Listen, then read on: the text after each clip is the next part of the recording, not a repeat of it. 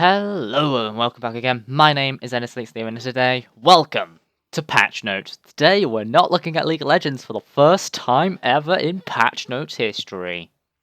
Now, I did say that I was going to be covering other games, and it's finally starting today, and we're going to be talking about Overwatch. So there was meant to be a different video, it was meant to be another chat room that was talking about the rank system and stuff, but because of the whole patch actually came out today, I couldn't really cover that anymore. So let's just cover the update instead.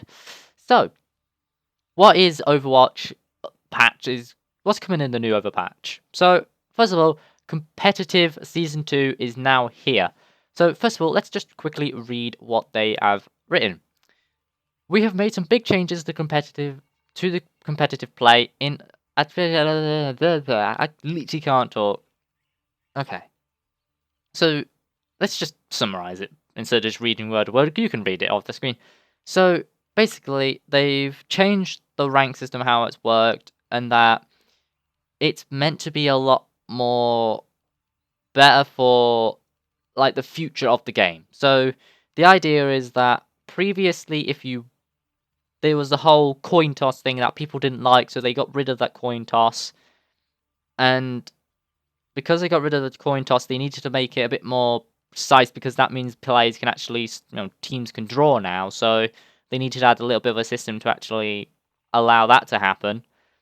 But on top of that, a lot of people didn't really like the whole competitive style of Season 1 because in Season 1, the way how it worked was that it was just basically normal queue. You could just quick play ranked, pretty much. That's how it felt like because just pick all your friends in, all hop into a game, done. That's it. And then you all get ranked. You all get a bit of rank to get some competitive points and stuff like that. And that was bad for the higher end of the game, and even at the lower end, because it actually allowed lower tiered players to actually start playing with the higher tier players without anything else to any type of limitation. And this is actually giving that limitation in there while trying to narrow the player base down to even more specific skill ratings instead of being like, I'm a level 50, I'm a level 60, I'm a 70, etc., etc. Now you go, I'm a silver, or I'm a gold, I'm a diamond, and that is actually a lot better. So that's more than the likes of other games such as Smite, League of Legends, a lot of the other popular games like Call of Duty and things like that. So they all use this, and it is pretty much of a good system, and that's what we're going to do. So you can see here that they're getting rid of sudden death. Good. That was a bit of bitch to happen when you were slated in sudden death. Personally, I didn't have any bad times with sudden death because I was always on the lucky end of the sudden death. Literally every single time I played ranked, and we got to the sudden death, I was always on the lucky side, thankfully. But I know there were a lot of people that weren't, and a lot of people did get massively cocked over because of the sudden death, so I'm glad that it's gone. So, next thing that we need to look at is the new map. So, I'm going to have some gameplay of this probably in the next few days, maybe tomorrow, I'm hoping. But the idea is that this new map is taking place in a German city like a German medieval city type place. There's a castle and everything, and the idea is that you've got to capture the payload, which is like a battling ram into the gate doors for the castle, storm into the castle. Then I think you have to capture the final point where there's like this badass armor. And talking about the armor, we'll go into that a little bit later.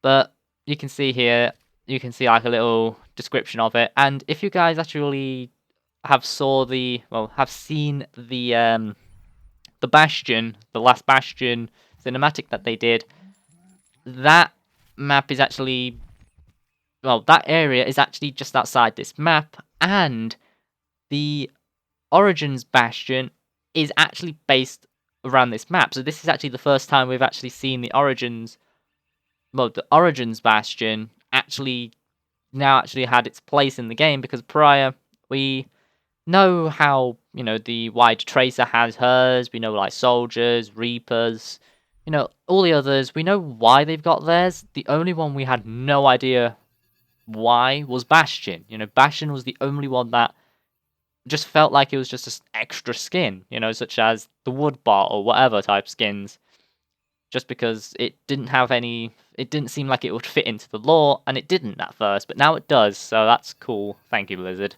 for actually adding that into the lore, so that's pretty good. So this is where it's based on, and yeah, so far it looks like a pretty interesting map, a lot of verticality, and definitely interesting. Next up, we have the next side of the map, which is, well, not the map, just the next side of the patch, which is general updates. So, when activating the ultimate status communication, Symmetra's now actually tells you how many charges she has on her turrets, which is not on her turrets, on a teleport, sorry, which is actually pretty nice. If a support that can heal activates need healing, they'll now tell the team where they are so they can easily find them. And Torbjorn is now able to be played, well, as an AI in Practice versus AI, which is pretty cool, I guess. Plus, as you guys should be able to see on the screen, there's now sitting and laughing emotes, and you can actually see one of the sitting emotes right now for Junkrat, if I remember, because I want to put the Junkrat probably at the top, I think. I'm not too sure how I'm going to do it, but I want to put the Junkrat one somewhere because it looks so cool. So, yeah, that's pretty cool. There's the competitive side. We can actually just find it. So there you guys go. There are in total 7 different tiers, which is bronze, silver, gold, platinum, diamond, master, and grandmaster. Now, I'm not too sure where I'm going to be placed. I'm guessing I'm probably going to be silver to goldish. I'm guessing I might be lower. Actually, I don't think I'll be in bronze because last season I actually did pretty well in terms of the amount of points I got. I believe it was, my highest was 61, I think. I think it was 61 I got. And and in the end I ended up with high 50, so I didn't do too bad. I know it wasn't great, but it was definitely higher than the average, I believe, because the average was about 50, if I remember correctly. So I would say I was about gold, silver tier. I'll say more so silver. But yeah, that's pretty cool. And also you can see at the bottom here, in bronze, silver, gold, platinum, and diamond tiers will not drop out of the skill rating. Master and Grandmasters will. There's skill decay just like in League of Legends. Players that receive master tiers must be within 500 skill rating of their groupmates, whereas anyone else has to be 1,000. Now, I actually don't mind this. I think it's a little bit harsh in areas, but it's actually quite decent. I've seen a lot of people saying that this is and the one thing I was talking about earlier, well, in my previous video about the prior to the patch, the whole rank system, I was talking about how supports worked, and a lot of people didn't like how supports were being placed, which I was on the side of that because they weren't getting placed fairly. They were placed a lot lower than their damage counterparts, and this 1,000 skill rating, I believe it was 500. I want to say, but I'm not too sure on that. But it was at a point where quite quickly supports got so low that they could no longer play with the damage counterparts after about, I think it was 2 to 3 games, which is not that fair in my opinion. So then you have the skill decay, so that only happens with Diamond, Master, and Grandmaster. And yeah, you can just read if you want to know a bit more about the competitive side. There you go. There's several map changes. We're not going to be talking about them because again, this is all just on the rank system, on like time banks and stuff like that. Competitive points. This is a very interesting thing. So in season 1, they've all been saved over, but they've all been multiplied by 10. I'm not too sure why they did this. Like, there's now you're going to be earning, instead of just earning 1 point, you earn 10 points, I believe, which I don't understand why. I understand kind of, because they wanted to allow you to gain points when you, if you draw a game, you want to gain points. So the idea was that if you win a game, you get 10. I think if you draw, you get 3. Yeah, you get 3. Right there in front of me. So it's 3, and if you lose, you gain none. I don't know why they didn't just go from last season. They kept it the same and then just go, win you get 2 points, and a draw you get 1. I would have been fine with that. It wouldn't have been too bad, but yeah, they did. But if you're winning a lot of games, it's not going to affect. You're still going to get the weapons equally as quick because they've actually timed the weapon cost by 10 as well, so it's kind of the same. So yeah, and plus there's now a cap, which I don't understand why they've added a cap for it, but they did. So next up we have balance changes, and just like League of Legends, I'm not going to be covering these balance changes. You know, I know I should be covering these balance changes since the patch isn't that big, but the only one I am going to be covering, well, the two I'm going to be covering just because I think it's the important-ish in the update, is the Hanzo one. So Hanzo now has a 30% decrease in speed while aiming instead of 40. His maximum projectile speed has been increased by 30%, and his arrow size has been reduced by 33%. Now, that seems like a massive, massive, well, buff on these two areas. Whereas the arrow size one, you guys could start saying that was a bit of a nerf, but you will understand why that one seems a bit of a nerf, because they've actually reverted the old change where projectiles are, well, the hitboxes are a lot more precise. So projectiles had to be a lot more like precise as well. So they reverted that, and they've also did this, and that's why they've decreased the arrow size just to make sure it doesn't go over the top like it used to be. The other one is obviously Genji we need to talk about. Genji can no longer double jump and then reset a jump when he's wall climbing. I actually don't think that one. I actually think that was a good change. I know a lot of people were thinking like, oh, it destroys Genji. It takes out all the skill from Genji and things. But you've got to remember, Genji. I don't believe Genji was meant to be triple jumping. I think that was just a thing that people found out about his kit. I don't think that was initially a thing. So just removing things that were not meant to be there, I'm all for. Even if it does add a bit more, like it does remove a bit more skill from from a hero, I don't mind it too much. A good example would be like in League of Legends, where people would find, like people found how to do the whole auto cancellation from Riven, and it added a lot to a kit, and it actually changed a lot how you do with her, what you do, how you play her, and they've added a lot of skill rating into her. And if they removed it, a lot of people wouldn't like it, but then at the end of the day, it wasn't meant to be there in the first place. So it's a bit of a hard situation. So also, it's just like can no longer destroy traps, and he doesn't bypass traps, and no longer interrupts quick melee attacks. I actually think this is good.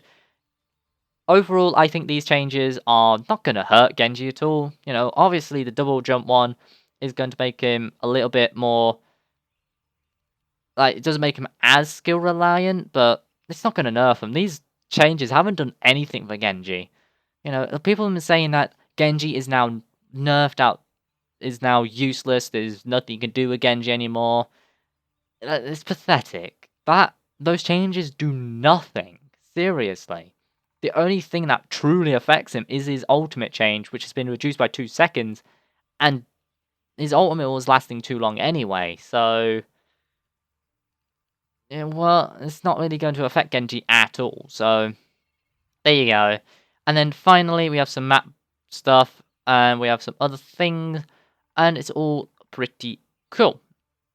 So, if you want to see more of these stuff, I recommend you guys heading over to the forum. If I remember, I'll post a link in the description down below. But quickly before we leave off, let's quickly hop over to the Overwatch client, because I actually want to show you the new skin that's been added. So the new skin is for Reinhardt. So if you guys have seen any of the new map, I can't actually remember the name of it. I actually have a quick look. There you go. Eichenwald. I don't know how to pronounce it. But at the end of the map, there is a suit of armor of one of the old Crusaders that Reinhardt used to work with.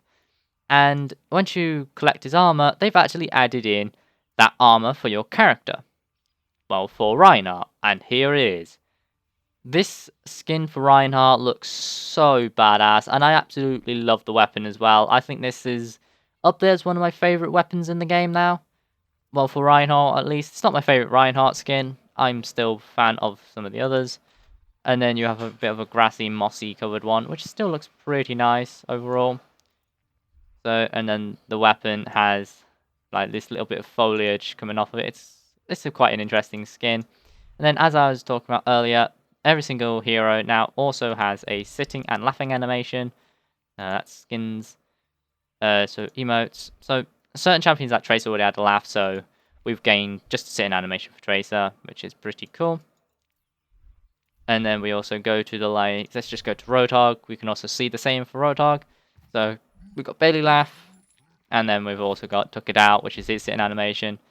So this is the same for every single hero. They all have their laughs. They all have their own little sitting down animation, which is all pretty good. As you can see there, my competitive points has gone up. You know, it's been times by 10. Kind of. Got 21,000. Not 21. 2,160. Not really bad. So, yeah, there you guys go. That's the patch. It's actually not a big patch. There's no new heroes, but the new map and the new skin for Reinhardt definitely makes up for it. Plus the changes to some of the heroes that I recommend you guys go checking out is actually somewhat interesting and definitely going to change how the game is going to be played over the next few weeks until the next patch. So, anyway guys, hope you've all enjoyed today's video. And remember to do all the normal YouTubey stuff, and I'll see you all next time. Till then everyone, peace out.